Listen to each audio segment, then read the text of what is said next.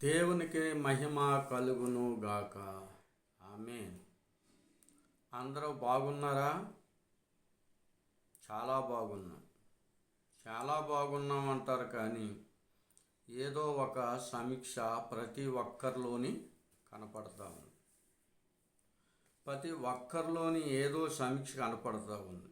సరే, చాలా ఆనందంగా ఉండాలని, బాగోవాలని ప్రభు పేరట మనవి చేస్తూ ఉన్నాం. దేవుడు మిమ్మల్ని దీవించునుగాక. దేవుడు మిమ్మల్ని ఆశీర్వదించునుగాక.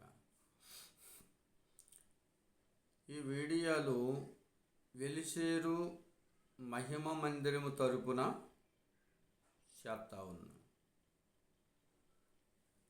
ప్రతి ఒక్కరూ కూడా సబ్స్క్రైబ్ చేయండి, షేర్ చేయండి, లైక్ చేయండి. తప్పనిసరిగా మర్చిపోరు కదా.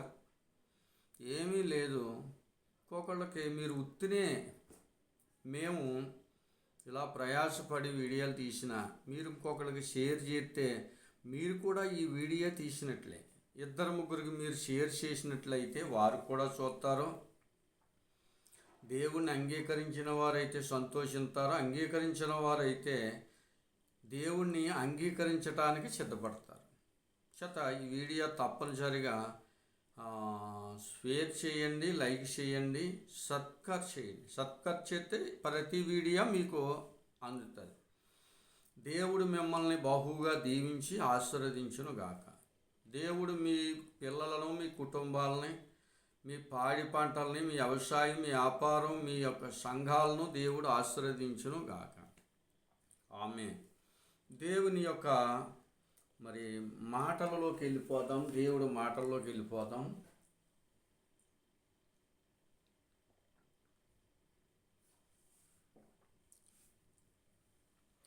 దేవుని కృప, దేవుని యొక్క చిత్తం.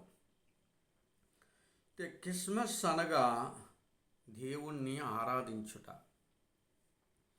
ప్రభువును ఆరాధించుట. క్రిస్మస్ అనగా ప్రభువుని ఆరాధించుట, క్రీస్తును ఆరాధించుట. మనం ఆరాధించడమే కానీ ఆయన ఇంటికి వచ్చాడు ఈ భూలోకానికి. కొన్ని మాటలు తెలుసుకుందాం. దేవునికి మహిమ కలుగును గాక. ఇక దశలకు రాసిన పత్రిక అపోస్తుడైన పౌలు గారు దశలకు రాసిన పత్రిక 2వ అధ్యాయము, మొదటి దశలకు రాసిన పత్రిక 2వ అధ్యాయము 11వ వచనాన్ని చదువుతున్నాను. 11. తన రాజ్యమునకు మహిమకును మిమ్మలను పిలుచుచున్న దేవునికి తగినట్లుగా మీరు నడుచుకొనవలెనని మేము మీతో ప్రతివానిని హెచ్చరించుచు ధైర్యపరుచుచు సాక్ష్యమిచ్చుచున్నాం. తండ్రి తన బిడ్డల ఎడల నడుచుకున్న రీతిగా మీలో ప్రతి వాని ఎడల మేము నడుచుకుంటుమి మీకు తెలియజేయును. దేవునికే మహిమ కలుగునుగాక. తన రాజ్యమునకు మహిమకును మిమ్మలను పిలుచుచున్నాడు. తన రాజ్యములో మీరు కూడా పాలివారుగా ఉండాలని. తన రాజ్యము ఈ భూలోక సంబంధమైనది కాదు, పర సంబంధమైన రాజ్యం. ఆ రాజ్యము నాకు పిలవటానికి వచ్చాడు. ఈ భూలోకములో ఉన్నంతకాలం మంచిగా నడిచి పరలోకానికి చేరాలని. మనం ఎక్కడికైనా వెళ్తే అక్కడ శుభ్రంగా జీవించి మరలా మన ఇంటికి ఎలాగ రావాలనుకుంటామో అలాగే ప్రభు కూడా ఈ భూలోకంలో నిన్ను నన్ను మంచిగా జీవింపజేసి తన రాజ్యములో కూడా చేర్చుకోవాలని. దేవునికి మహిమ కలుగును గాక. రెండోదిగాను దేవుని వాక్యం సెలవిస్తా ఉంది. రెండోదిగాను దేవునికి మహిమ కలుగును గాక. ఆమేన్. లూకా సువార్త 4వ అధ్యాయము 4వ అధ్యాయము 18వ వచనాన్ని చదువుతున్నాను. 4:18. ప్రభు ఆత్మ నా మీద ఉన్నది, పేదలకు సువార్తను ప్రకటించుటాకై ఆయన నన్ను అభిషేకించేను.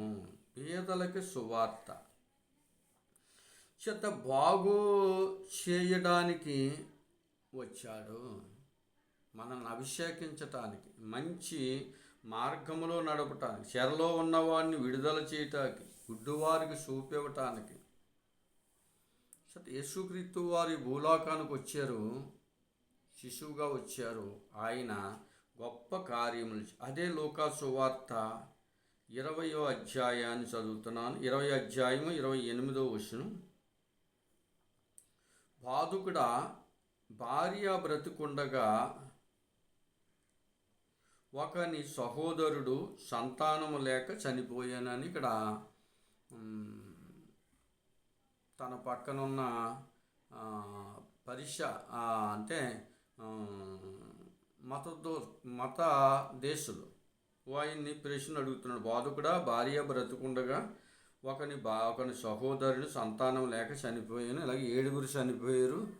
తన ఎడల వీళ్ళందరూ భర్తగా ఉంటారని అడిగినప్పుడు, పరలోక రాజ్యం మీరు పొరపాటు పడుతున్నారు, పరలోక రాజ్యంలో పెళ్ళికి ఇవ్వటం కానీ పెళ్లి చేసుకోవటం కానీ ఉండదో, చేత ఇహ సంబంధములోని అన్నీ కానీ పర సంబంధంలో అవి ఉండవని విమోచించుటాకు వచ్చాడు కానీ ఆయన అన్ని రకాలైన అక్కడ ఏమీ ఉండదు. అంచేత వారికి అందరికీ కూడా మంచి మాటలు చెప్పినట్లు మనం చూస్తూ ఉన్నాం. దేవునికి మహిమ కలుగునుగాక. యోహాను సువార్త 10వ అధ్యాయము 10వ వచనాన్ని చదువుకున్నాం. 10వ అధ్యాయము 10వ వచనం. దొంగతనమును హత్యను నాశనము చేయుటకు వచ్చును కానీ మరియు దేనికి రాడు. గొర్రెలకు జీవమును కలుగుటాకును అది సమృద్ధిగా కలుగుటాకును నేను వచ్చి తినని మీతో నిశ్చయముగా చెబుతున్నాను. దొంగతనము, హత్య, దోపిడీ చేయటానికి వచ్చాడు. కానీ నేను గొర్రెలకు అంటే మనుషులకు మంచి జీవం కలగటానికి, జీవమునివ్వటానికి వచ్చాను ఈ భూలోకానికి. మంచి జీవమునిచ్చి మంచి మార్గములో నడపటానికి నేను వచ్చాను అని చెబుతాను. లూకా సువార్త 19వ అధ్యాయం 19-10 వచనం చదువుతున్నాను. నశించిన దానిని ఎదిగి రక్షించటాకు మనుషు కుమారుడు వచ్చానని అతనితో చెప్పాను. ఎవరు నశించిపోతున్నవారు. నశించిన దాన్ని ఎదిగి రక్షించటానికి ప్రభు ఈ భూలోకానికి వచ్చారు. నశించిపోతున్న వాళ్ళు, బాగున్న వాళ్ళు పాడు చేయటానికి కాదు,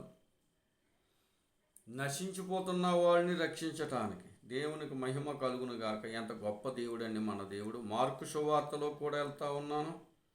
మార్కు సువార్త 1వ వచనము 8వ వాక్యాన్ని చదువుతున్నాను. నేను నీళ్లలో మీకు బాప్తిస్మం ఇచ్చితిని కానీ ఆయన పరిశుద్ధాత్మతో మీకు బాప్తిస్మం ఇచ్చినని ప్రకటించాను. యోహాను గారు, నేను నీళ్లలో మీకు బాప్తిస్మం ఇస్తాను కానీ వెనక వచ్చేవారు పరిశుద్ధాత్మలో బాప్తిస్మం ఇచ్చును, దేవునికి మహిమ కలుగునుగా అని ప్రకటించాను. కానీ ఆయన పరిశుద్ధాత్మతో మీకు బాప్తిస్మం ఇచ్చునని చెప్పి ప్రకటించాను. దేవునికి మహిమ కలుగును. ప్రభు వచ్చినప్పుడు ప్రభు ఆత్మ నీ మీద నా మీద ఉండి నిన్ను నన్ను కూడా ఎంతో హెచ్చు చేస్తాడని దేవుని వాక్యం సెలవిస్తూ ఉంది. చేత పరిశుద్ధాత్మ మన మీదకు వచ్చినప్పుడు మనం శక్తి పొందుకుంటాం. ఆయన పరిశుద్ధాత్మలో బాప్తిస్మం ఇస్తాడు. నీటిలో బాప్తిస్మం వేరు, పరిశుద్ధాత్మలో బాప్తిస్మం వేరు, అగ్ని బాప్తిస్మం వేరు. దేవునికి మహిమ కలుగును గాక. ఎంత గొప్ప దేవుడండి మన దేవుడు.